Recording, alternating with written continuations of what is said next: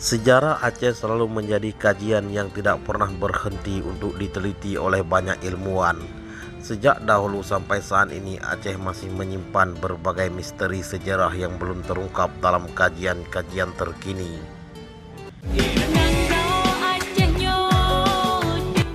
Aceh di masa lalu dikenal sebagai salah satu wilayah di Asia Tenggara yang memiliki peradaban yang kuat dan gemilang.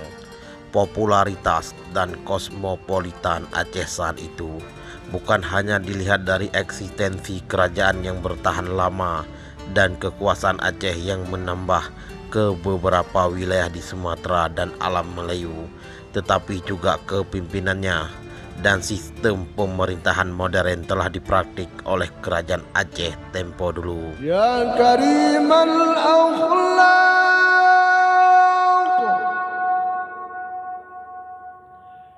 Ya Rasulullah.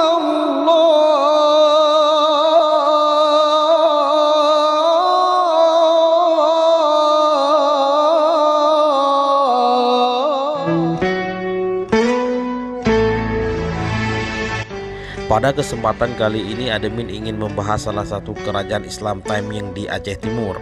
Kerajaan Taimyong berdiri pada tahun 580 Hijriah atau 1184 Masehi. Masa berdirinya menandakan bahwa kerajaan merupakan kerajaan ketiga di wilayah Aceh. Raja pertama dan penggagas kerajaan Taimyong adalah Merah Gajah, salah seorang dari keturunan Merah Perla. Dalam perkembangan selanjutnya, kerajaan Taimyong dipimpin oleh beberapa raja sebagai pengganti Merah Gajah.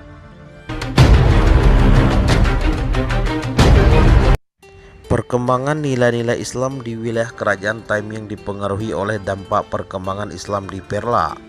Karena kedua wilayah tersebut terletak secara bersebelahan, hal inilah yang menyebab kuatnya pengaruh Islam di Taimyong dan sekitarnya.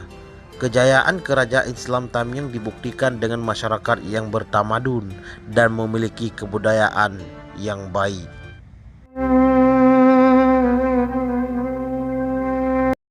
Kerajaan Taimyong tak kalah dipimpin oleh Muda Sedia pernah membuka sebuah perkampungan baru yang dinamakan dengan Negeri Basmani atau Emas Murni. Masa kepemimpinan Muda Sedia dianggap telah berhasil menyusun organisasi pemerintahan kerajaan dengan baik. Sistem organisasi pemerintahan ketiga itu dinamakan sistem balai yang berisikan beberapa hal penting, yaitu 1. Raja dibantu oleh Mangkubumi yang tugas sehari-hari mengawasi jalannya pemerintahan dan bertanggung jawab kepada raja. 2. Diangkat seorang kadi besar untuk mengawasi pelaksanaan hukum oleh pemerintahan dan lembaga-lembaga yang telah dibentuk. 3. Dibentukkan institusi pertahanan dan keamanan negara.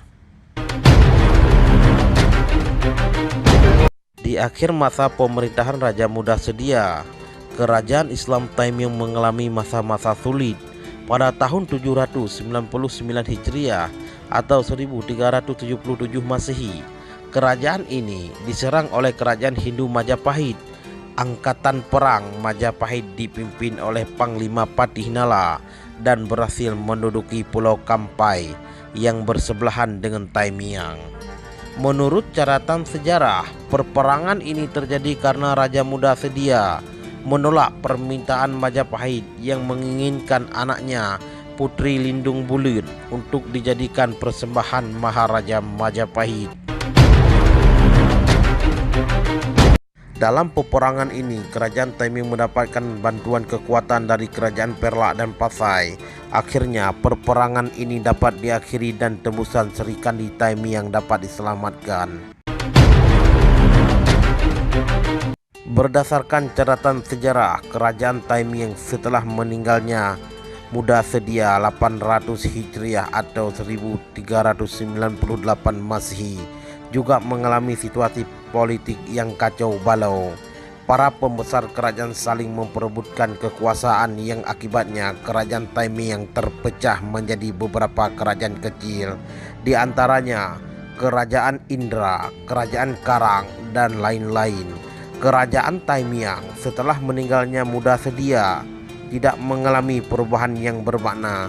Kerajaan ini berakhir saat digabungkan menjadi federasi di bawah Kerajaan Aceh Darussalam. Sekian dan terima kasih.